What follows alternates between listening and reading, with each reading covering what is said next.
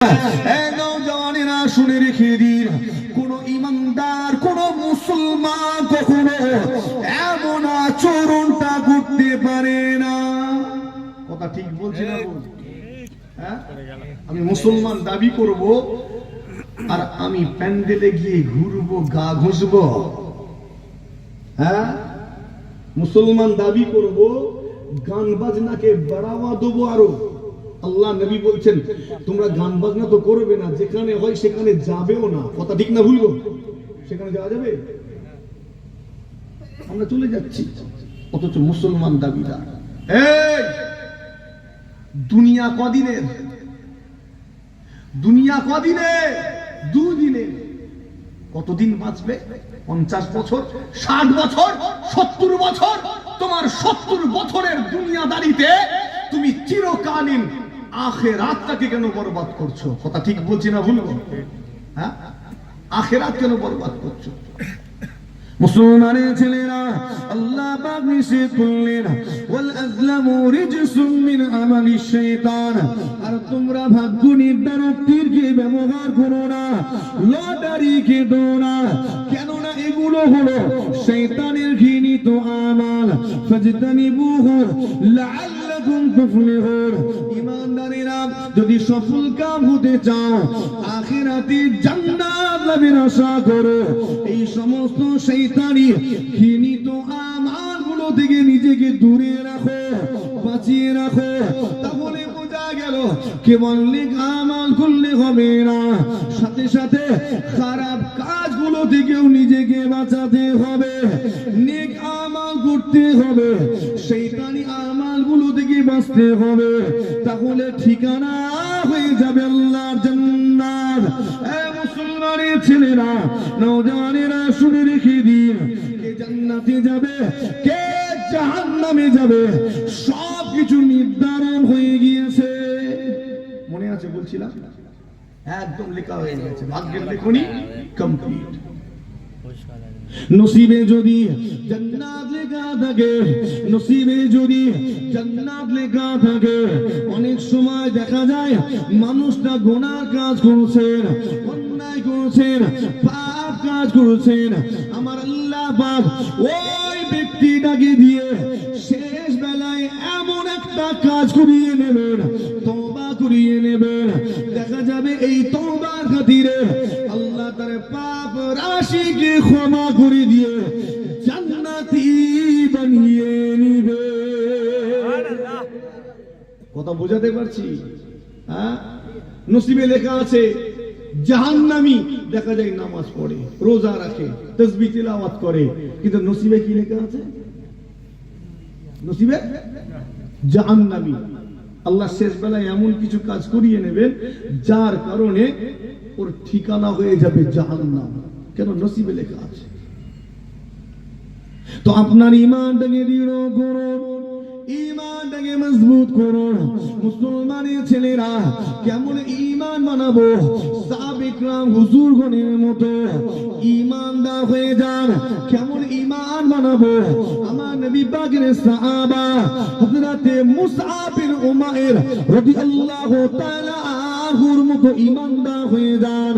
মুসলমানের ছেলেরা শুনে রেখে দিন, হযরতে মুসআব বিন উমাইর এমন একজন ব্যক্তি ছিলেন যিনি সম্ভ্রান্ত পরিবারের সন্তান, ধনী পরিবারের সন্তান ছিলেন।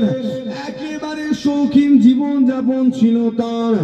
এমন যে পোশাক পরিধান করতেন, পোশাকটা ছিল সবচেয়ে দামি পোশাক। হুজুরের কথা শোনা আছে না নেই? হ্যাঁ, হুজুর জুতো পরতেন, ওটা ইয়ামান থেকে আনা হতো। কোথা থেকে? ইয়ামান থেকে। একদম তৎকালীন মক্কার যুবকদের ফ্যাশন আইডল, মক্কার যুবকদের, তারা মুসআবকে দেখতেন জওয়ানি ওয়াক্তে, খুব সুন্দর দেখতে, সুন্দর বড় বড় চুল, আতর ব্যবহার করতেন, সুগন্ধি ব্যবহার করতেন, যে আতর মক্কার জমিনে আর অন্য কারো কাছে পাওয়া যেত না। একবার জোরে হয় না সুবহানাল্লাহ। ধনী পরিবারের আদরের সন্তান, আদরের সন্তান সেই মুসআব বিন উমাইর আমার নবী পাকের হাতে হাত দিয়েছিলেন। সেই মুসআব বিন উমাইর মক্কার মানুষদের কাছ থেকে শুনেছিলেন মুহাম্মদ বলে একজন ব্যক্তি যিনি নিজেকে নবী দাবি করেছেন। মক্কার মানুষদের জবান থেকে আব্দুল্লাহ বেটা মুহাম্মাদের বর্ণনা শুনেছেন। একদা তিনি দারে আরকামে চলে গেলেন সেই মুহাম্মাদুর রাসূলুল্লাহ সাল্লাল্লাহু আলাইহি ওয়াসাল্লামকে দেখার জন্য। সেই সময় ইসলাম গোপনে গোপনে প্রচার হতো, ইসলাম লুকিয়ে লুকিয়ে প্রচার করা হতো, কেননা মুসলমানের সংখ্যা বড্ড কম ছিল। আমার নবী পাকের সাহাবা হুজুর গণেরা তারা যারা কালেমা পড়েছেন গোপনে থাকতেন, নিজেকে লুকিয়ে রাখতেন। মুসআব বিন উমাইর সেই দারে আরকামে চলে গেলেন, আমার নবী পাকের আলাপ আলোচনা শুনলেন, আমার নবী পাককে দেখলেন। মুসআব নিজেকে ধরে রাখতে পারে না, আমার নবী পাকের আলোচনা কথাবার্তা শুনে দিওয়ানা হয়ে গিয়ে হাতটা বাড়িয়ে দিয়ে ঈমানের কালেমা খানা পড়ে নিয়েছিলেন। জোরে হবে না? আরো জোরে হবে না? আগে আলোচনা শোনা ছিল, গিয়ে নবীকে দেখেই দিওয়ানা হয়ে গেছেন। আলোচনা শুনে তো আরো দিওয়ানা, হাত বাড়িয়ে দিয়ে কালেমা পড়ে নিলেন। আমার নবী সাল্লাল্লাহু আলাইহি ওয়াসাল্লাম শিখিয়ে দিলেন, তুমি এখন কালেমা কবুল করেছো, এটাকে গোপন রেখো। এটা গোপন রাখবে, এখন কাউকে বলার দরকার নেই। কেন? তখন তো ইসলামের শক্তিটা কম। এই যারা কালেমা পড়েছে সব লুকিয়ে আছে, কেউ জানায় না। কেউ জানতে যদি পারে তাকে হত্যা করে দেওয়া হবে। তাকে কি করা হবে? হত্যা করা হবে। এই জন্য আমার নবী বললেন গোপন রাখো। কিছুদিন গোপন রাখলে, লুকিয়ে লুকিয়ে নামাজ পড়ছেন, ভালো করে শুনবেন, লুকিয়ে লুকিয়ে নামাজ পড়ছেন, কতদিন গোপন রাখা যায়? কতদিন? এখন আমার মুসআব বিন উমাইর নামাজ আদায় করছে, একজন ব্যক্তি দেখতে পেয়ে গেল, সঙ্গে সঙ্গে খবরটা দ্রুত গতিতে ছড়িয়ে দিল। একদম এক মুহূর্তে ছড়িয়ে দিয়েছে। খুব সংক্ষেপ করে এটা বলেছি। ব্যাস, যখনই ছড়িয়ে গিয়েছে মানুষের অত্যাচার শুরু হয়ে গেল। ও জানেনা, মুসআব ধনী পরিবারের সন্তান, তার আম্মা ছিলেন বড্ড কঠোর, তার আম্মা ছিলেন বড্ড কঠোর।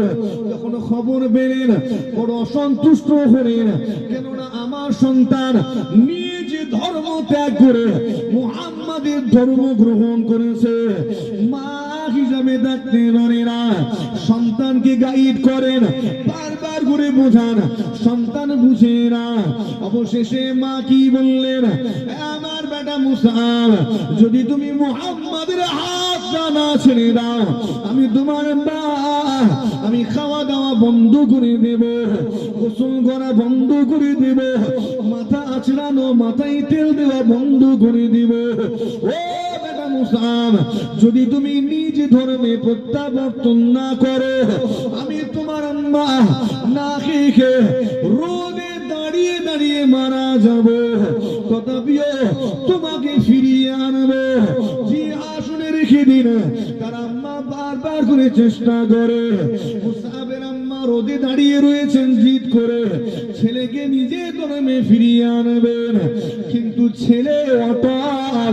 কেননা মুসআব অন্য কারো হাতে হাত দেয়নি, তিন দুনিয়ার বাদশার হাতে হাত দিয়েছে।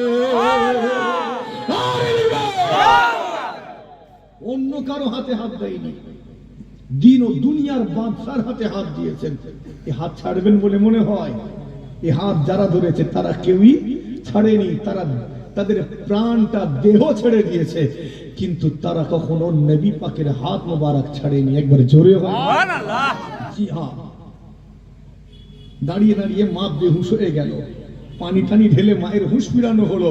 আস্তে আস্তে করে মুসআব গিয়ে কানের গোড়ায় মাকে কথা বলছে, আম্মা জান, ও আমার আম্মা জান, আপনি যদি 10 বার বেহুশ হয়ে যান, 10 বার যদি পুনরায় হুঁশ ফিরে পান, আপনি যদি মারাও যান, তথাপিও আমি মুসআব আমার মুহাম্মাদের দ্বীন ছেড়ে দেব না। মাও কট্টর, ছেলেও কট্টর। মা কুফরের উপরে কট্টর, ছেলে ইমানের উপরে কট্টর। একবার জোরে হয় না? হ্যাঁ। রক্ত তো কথা বলবে না কি গো? বাপ যেদি বেটাও সংক্ষেপ করতে চায় যে আসলে রেখে দিন প্রকাশ পেয়ে গেল, মুসআবের উপরে অত্যাচার শুরু হয়ে গেল। মুসআবকে বাড়িতে বন্দি করে রাখা হলো, বাড়িতে আটক করে রাখা হলো। ও জানেরা, বাইরে বের হতে দেওয়া হয় না। মা বাপের বড় আদরের সন্তান, ধনী পরিবারের লাজুক সন্তান বন্দি করে রাখা হয়েছে, কিন্তু অন্তরে ইমানের নূরটা জ্বলতে লেগেছে। এখন আমার মুসআব জানতে পারলেন একদল মানুষ মদিনাতে যাচ্ছেন, একদল মানুষ মদিনাতে যাচ্ছেন। খুব সংক্ষেপ করে বলি, অনেক কেটে ছেটে সংক্ষেপ করে বলতে চায়। মুসআব তাদের সঙ্গী হয়ে গেলেন, তাদের সাথ ধরলেন। এখান থেকে কয়েকটা জায়গা পরিবর্তন করে আমার মুসআব মদিনায় পৌঁছে গেলেন। অনেক মাঝখানে অনেক ঘটনা আছে, আমি সব ছেড়ে ছড়ে দিয়ে মূল বিষয়টা তুলে আনতে চাইছি। এই ইমানটাকে মজবুত করে, ইমান মূল সম্পদ, ইমান মূল সম্পদ। নওজওয়ানেরা, তরুণেরা, আমার মুরব্বিয়ানেরা মদিনায় মুসআব বিন উমাইর পৌঁছে গেলেন। সেখানে গিয়ে তিনি ইসলামের খিদমত করতে লাগলেন। মানুষের দুয়ারে দুয়ারে গিয়ে আল্লাহর একত্ববাদের বাণী প্রচার করতে লাগলেন। ও নওজওয়ানেরা, যে মুসআব মক্কি জীবনে, যে মুসআব কত সুন্দর দামি দামি পোশাক গায়ে দিতেন, যার বড় স্টাইল ছিল, যে আজ যুবকদের ফ্যাশন আইডল ছিলেন, যে মুসআব দামি দামি চামড়া জুতা পরিধান করতেন, যে মুসআব বিন উমাইর সুন্দর সুগন্ধি আতর ব্যবহার করতেন, আজকে সেই মুসআবের দিকে তাকান, সেই শান শওকত ফেলে দিয়েছেন, সেই দামি দামি পোশাক গা থেকে খুলে দিয়েছেন, সেই দামি আতর ফেলে দিয়েছেন, সব কিছু ছেড়ে দিয়ে ওই গরিবদের দলভুক্ত হয়েছে। এই ছোট্ট দল ইসলামকে কবুল করে ইসলামের খিদমতে নিজেকে নিয়োজিত করেছেন। এতটা মেহনত করেছিলেন, এত ত্যাগ স্বীকার করেছিলেন। আমার নবী পাক সাল্লাল্লাহু আলাইহি ওয়াসাল্লাম একদা মুসআব বিন উমাইরকে দেখে বলতে লেগেছেন, তুমি না মুসআব বিন উমাইর, তুমি না উমাইরের বেটা মুসআব? মুসআব বিন উমাইর বলেন, জি ইয়া রাসূলুল্লাহ, আপনি ঠিক ধরেছেন। আল্লাহ নবী কি বলেছিলেন? তুমি তো ধনী পরিবারের সন্তান, বড় লোকের ছেলে, তুমি তো দামি দামি পোশাক পরিধান করে ঘুরে বেড়াতে, চাকচিক্যময় তোমার জীবন যাপন ছিল, তোমার মাথার চুলগুলো সুন্দর ছিল, তুমি সেই সব ছেড়ে দিয়ে এই কেবল মোটা চটের মতো মোটা পোশাক কেন গায়ে দিয়েছো? এটা কেন কেন গায়ে দিয়েছে? হ্যাঁ, আমার নবী পাকের পাগল, নবী পাকের দিওয়ানা হযরত মুসআব বিন উমাইর তার চাকচিক্যময় জীবন যাপন ছেড়ে দিয়ে এই মোটা কাপড় চটের মতো মোটা পোশাক গায়েতে তুলে নিয়েছেন। কেননা আল্লাহকে খুশি করার জন্য, তার হাবিবকে খুশি করার জন্য। ও মুসলমানের ছেলেরা, নওজওয়ানেরা, তরুণেরা, আমার মুরব্বিয়ানেরা, ঈমান দেখেন কেমন ঈমান, দুনিয়ার শান শওকতগুলোকে দূরে সরিয়ে দিয়েছেন। এমন বর্ণনায় পাওয়া যায়, হযরতে খাব্বাব রাদিয়াল্লাহু তাআলা আনহু নিজে বর্ণনা করেছেন, আমি মুসআব বিন উমাইরকে দেখেছি, পূর্বে তার শান শওকত কেমন ছিল, তার পোশাক কেমন সুন্দর ছিল, তার কথাবার্তা কেমন ছিল জানি। সেই মুসআবকে পরবর্তীকালে দেখি তার শরীরের চামড়া গুলো খসে খসে পড়ে গিয়েছে, ঠিক যেমনটা একটা সাপ তার শরীরের খোলস পরিত্যাগ করে, ঠিক ওই রকম মুসআবকে দেখেছি, তার শরীরের চামড়া গুলো উদলে উদলে চলে গিয়েছে। লাজুক ধনী পরিবারের সন্তান একটু নাদুস নুদুস হয় না, হয়নি? হ্যাঁ, হঠাৎ করে তারা কষ্টের সম্মুখীন হলে সার্ভাইভ করাটা একটু অসুবিধা হয় না, হয়নি? কারণ আদরে মানুষ হঠাৎ করে একটু কঠিনাই যদি সামনে আসে একটু অসুবিধা হয়। যাতে খাব্বাব রাদিয়াল্লাহু তাআলা আনহু তিনি বলছেন, সাপ যেমন খোলস ছাড়ে, খোলস পাল্টায়, চামড়া উঠে চলে যায়, মুসআবকেও ওই রকম চামড়া পাল্টাতে দেখেছি, তথাপিও আমার নবীকে ভুলে যাননি। একবার জোরে হয় না? সুবহানাল্লাহ। আরেকটু জোরে হয় না? সুবহানাল্লাহ। আরেকটু জোরে হয় না? সুবহানাল্লাহ। কোন খাব্বাব, যে খাব্বাব রাদিয়াল্লাহু তাআলা আনহু ইসলামের জন্য ত্যাগ স্বীকার করেছে। প্রাথমিক লেভেলে ইসলাম কবুল করেছিলেন। এখন হযরত উমর বিন খাত্তাব রাদিয়াল্লাহু তাআলা আনহু খিলাফতের আসনে আসীন, তিনি খোলাফায়ে রাশিদিনের অন্তর্ভুক্ত। হযরত উমর বিন খাত্তাব খিলাফতের আসনে আসীন হয়েছেন, তার পাশেই জায়গা ছিল হযরত খাব্বাব রাদিয়াল্লাহু তাআলা আনহু। এখন আমার উমর বিন খাত্তাব বলতে লেগেছেন, ও খাব্বাব, আপনি তো গোড়ার দিকে ইসলাম কবুল করেছেন, আপনি তো প্রথম দিকে কালেমা পড়া ব্যক্তিদের একজন ছিলেন, একেবারে প্রথম সারির মানুষ। ও খাব্বাব, আপনি একটু স্মৃতিচারণা করুন, একটু বলুন বলুন বলুন, সেই সময় ইসলামটা কবুল করে নেওয়া কতটা কষ্টকর ছিল, সেই সময় কাফেররা কেমন অত্যাচার করত, কেমন জুলুম করত, আপনি একটু আমাদের বর্ণনা করুন। ও মুসলমানের ছেলেরা, নওজওয়ানেরা, তরুণেরা, আমার নবী ভগনেরা, খেয়াল করে শুনে রেখে দিন, আমার খাব্বাব রাদিয়াল্লাহু তাআলা আনহু ওই সময় কিভাবে কথা বলেছিলেন, জামানে কোনো কথা বলেননি। হুজুর কি করেছিলেন জানেন? হুজুরের শরীরে যে চাদরটা ছিল, এই চাদর মুবারকটা আস্তে করে খুলে দিলেন। ও নওজওয়ানেরা, যখন এই চাদর মুবারকটা খুলে দিলেন, হযরত খাব্বাব রাদিয়াল্লাহু তাআলা আনহুর পিঠটা উন্মুক্ত হয়ে গেল, হুজুরের পিঠটা প্রকাশ পেল। সেই পিঠ দেখার সাথে সাথে হযরত উমর বিন খাত্তাব রাদিয়াল্লাহু তাআলা আনহুর শরীরের পশমগুলো কাঁটা দিয়ে উঠল। দেখে এই পশমগুলো কাঁটা দিয়েছে, খাড়া হয়ে গেছে। দেখার সাথে সাথে কিছু বুঝতে পারছেন?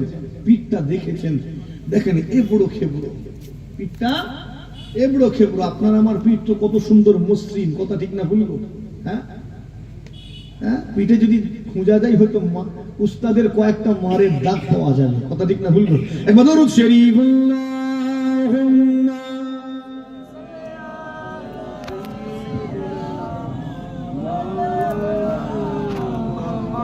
وعلى آل سيدنا بأمان أذله سسينا ماذا هو مرادي مدينة مغير بأمان أذله سسينا مغير ماذا هو مرادي مدينة مغير فول طفل كاتون क्या हुस्न है लुत्फी जन्ना से बढ़कर मदीने में है अल्लाहुम्मा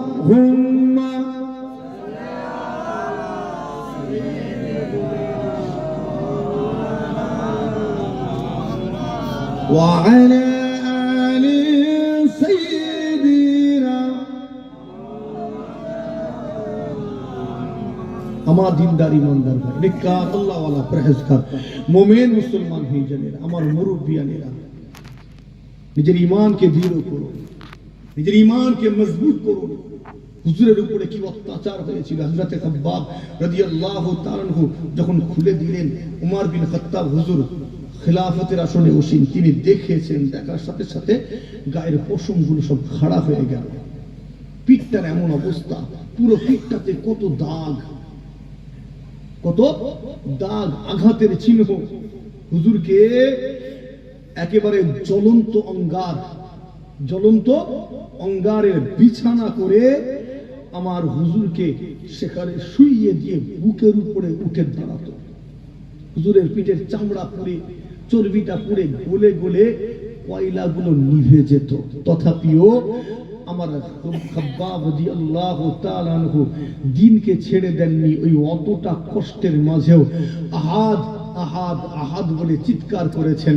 অতটা কষ্টের মাঝেও লা ইলাহা ইল্লাল্লাহ মুহাম্মাদুর রাসূলুল্লাহ সাল্লাল্লাহু আলাইহি ওয়াসাল্লামের চিৎকারের ধ্বনি দিয়েছেন। জোরে হয় না সুবহানাল্লাহ, একটু জোরে হয় না সুবহানাল্লাহ। আজকের মুসলমান, তোমাকে রাস্তায় কয়েকজন আটকালো, আটকে দু চারটে কিল দিল, চড় থাপ্পড় দিয়ে বলল আমাদের শেখানো কথাটা বল, তুমি ঘুরে গেলে। কথা ঠিক না ভুল? ঘুরে গেলে না কেন? হ্যাঁ, তোমাকে আটকেছে কয়েকটা আনাড়ি লোক, বুঝতে পারছেন কাদের কথা বলছি? আটকে বলছে আমাদের শেখানো কথাটা বলতে হবে, আর তুমিও ভয়ে ভয়ে বলে ফেললে। কেমন ঈমান তোমার, কেমন ঈমান? হযরতে খুবাইব ইবনে আদি হুজুরের ঘটনা জানা আছে। তলোয়ারের আঘাত করে, তথাপিও আমার খুবাইব ইবনে আদি কালেমা শরীফ তেলাওয়াত করেন, সাক্ষ্য দেন লা আশহাদু আল্লা ইলাহা ইল্লাল্লাহ ওয়া আশহাদু আন্না মুহাম্মাদান আবদুহু ওয়া রাসূলুহু। একবার জোরে হয় না সুবহানাল্লাহ, জোরে হয় না সুবহানাল্লাহ। যত আঘাত করে তত চিৎকার করে হুজুর কালেমায়ে শাহাদাতের বাণী পাঠ করেন। আর আজকের যুবক, তোমাকে কয়েকজন ঘিরে ফেলেছে, ঘিরে ফেলে হয়তো একটু চড় থাপ্পড় কিল দিল, ঘুষি দিল, দিয়ে বলল আমাদের শেখানো কথাটা বল, তুমিও ভয়ে ভয়ে বলে ফেললে। ঈমানকে দৃঢ় করতে হবে, ঈমানকে মজবুত করতে হবে। মুসলমানের দিনেরা, ওরা জওয়ানেরা, তরুণেরা, আমার মুরব্বিয়ানেরা, আলোচনা সংক্ষেপ করতে যায়। জিগা খেয়াল করে শুনে রেখে দিন, মাশারের ময়দানের কথা বলছিলাম। আল্লাহ জিজ্ঞাসা করবেন ফালিয়ামাল আমালান সালিহ, কতটা নেক আমল করেছো দেখাও। বান্দা হিসাব দিতে পারবে না। আল্লাহ পাক বলবেন বান্দা আমি তো তোমাকে জান্নাতি বানাতে চাই, তোমাকে জান্নাতে দিতে চাই। আমি তোমাকে আমার জান্নাতি বানাবো বলে জাহান্নামের চেয়ে একটা জান্নাত বেশি বানিয়ে দিয়েছি। এই জাহান্নাম বেশি না জান্নাত? জান্নাত। তো বুঝা গেল আল্লাহ আমাদেরকে কোথায় দিতে চায়? জান্নাত। আমার বান্দারে, আমি আল্লাহ তোমাকে আমার জান্নাত দিতে চাই, তোমাকে আখিরাতে জান্নাতি বানাতে চাই। জান্নাতি বানাবো বলে আমি আল্লাহ তোমাকে তওবার অপশন দিয়েছি, তওবা করার সুযোগ দিয়েছি, তওবা দিয়েছি। একবার তওবা করো, আমি আল্লাহ তোমার তওবাটাকে কবুল করে নিয়ে তোমার টোটাল জীবনে জিন্দেগি পাপ রাশিকে ক্ষমা করে দয়া জান্নাত নসিব করে দিব। একবার চিন্তা করেছে আল্লাহ যদি এই তওবার অপশনটা না দিতেন আমরা কোথায় যেতাম? একটা কেউ জান্নাতে যেতে পারতাম? একটা নবী রাসূল পয়গম্বর সাহাবাগণ ছাড়া একটা কেউ জান্নাতে যেতাম না। তওবা যদি না থাকতো, নামাজ ছেড়েছি জাহান্নামী, রোজা ছেড়েছি জাহান্নামী। আল্লাহ জানে আমার বান্দা নামাজ ছেড়ে দেবে, রোজা ছেড়ে দেবে, তা বলে কি জাহান্নামী বানিয়ে দেবো? না, ওকে জান্নাতে দেবো। একবার খালি তওবাটা করে নে, একবার ইস্তিগফার কর, আমি আল্লাহ তোর এই তওবাকে কবুল করে পাপ রাশিকে ক্ষমা করে জান্নাতি বানিয়ে দেবো। জোরে হয় না সুবহানাল্লাহ। আল্লাহ এত সুযোগ দিলেন, কিন্তু বান্দার সহ্য হলো না। বান্দার সেই পায়ের জুতোর নিচের ময়লাটা তো বড় পছন্দের, কথা ঠিক না ভুল? পছন্দ কি? পায়ের জুতোর নিচের ময়লা, বুঝেন না?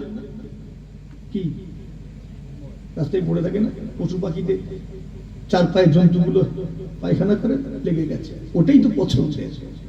আল্লাহ পাক কুরআন শরীফে জানিয়ে দিলেন লাকাদ খালাকনাল ইনসানা ফি আহসানি তাকওয়িম। লাকাদ খলাকনাল ইনসানা ফি আহসানি তাকওয়িম। আমি আল্লাহ পাক মানুষকে সুন্দর আকারে সুন্দর অবয়বে সৃষ্টি করেছি। আল্লাহ কত সুন্দর অবয়ব দিয়ে আপনাকে আমাকে সৃষ্টি করেছেন। অতঃপর আল্লাহ জানিয়ে দিলেন সুম্মা রাদনাহু আসফালা সাফিলিন। অতঃপর এদের ব্যবহার, এদের কথাবার্তা, এদের আচার আচরণ, এদের বেশভূষা অনুযায়ী আমি আল্লাহ এদেরকে নিচ থেকে নিচে নামিয়ে দিয়েছি। আল্লাহ আমাদের কত সুন্দর আকার দিয়ে বানিয়েছেন না? হ্যাঁ, কত সুন্দর অবয়ব, কতটা সুন্দর, একেবারে নিখুঁত পারফেক্ট করে আল্লাহ বানিয়েছেন। একবার জোরে হয় না সুবহানাল্লাহ। আচ্ছা, সব ঠিক আছে, যদি খালি মুখটা আল্লাহ ঘুরিয়ে পিছন দিকে করে দিতেন কোনো অসুবিধা হতো নাকি? মহা কেলেঙ্কারি হয়ে যেত। খাবো কি করে? মুখটা শুধু ঘুরিয়ে পেছনে, খাবে কি করে? প্লেট সামনে রাখবো না পিছনে রাখবো? কথা বলে না, সম্মুখে থাকবে, মুখ তো পিছনে, তাহলে প্লেট পিছনে রাখবো, হাত যাবে তো প্লেটে? হ্যাঁ গো, ওই আলু আর ভাত তোলার জায়গায় পাথর তুলে ফেলবো নি তো, চোখ তো এইদিকে। কথা বুঝতে পারছেন? তো কত সুন্দর পারফেক্ট করেছেন, একদম নিখুঁত। কতটা, এই আয়াতের অনেক লম্বা তাফসীর আছে, আমি সংক্ষেপ করে একটা খাস জায়গা বলি যেটা আপনি বুঝবেন। আল্লাহ আমাদেরকে কত সুন্দর আকার অবয়বে বানিয়েছে, বলা হলো একেবারে সিজদার উপযোগী করে আল্লাহ বানিয়েছেন। একবার জোরে হয় না সুবহানাল্লাহ। যখন বান্দা সিজদায় যায়, বান্দার শরীরের এমন কোন অঙ্গ, এমন কোন জয়েন্ট বাকি থাকে না যে জয়েন্টটা খেলে না। আমরা যখন সিজদায় যাই, শরীরের প্রত্যেকটা জয়েন্ট, প্রত্যেকটা শিরা উপাশিরা রগগুলো খেলে। একবার জোরে হয় না সুবহান। তার মানে বোঝা গেল আল্লাহ তার বান্দাকে বড় ভালোবেসে সিজদার উপযোগী করে বানিয়েছেন। জোরে হয় না সুবহান। আমাদেরকে কেন বানিয়েছেন? সিজদার উপযোগী করে, সিজদা করার জন্য। আল্লাহ জানিয়ে দিলেন কত সুন্দর আকারে বানিয়েছি। অতঃপর এদের ব্যবহার, কথাবার্তা, আচার আচরণ, বেশভূষা অনুযায়ী আমি আল্লাহ এদেরকে নিচ থেকে নিচে পাঠিয়ে দিয়েছি। কতটা নিচে পাঠিয়ে দিয়েছেন, কতটা নিচে আল্লাহ নামিয়ে দিয়েছেন। অপর আয়াতে আল্লাহ জানিয়ে দিলেন উলাইকা কাল আনআম বাল হুম আদাল।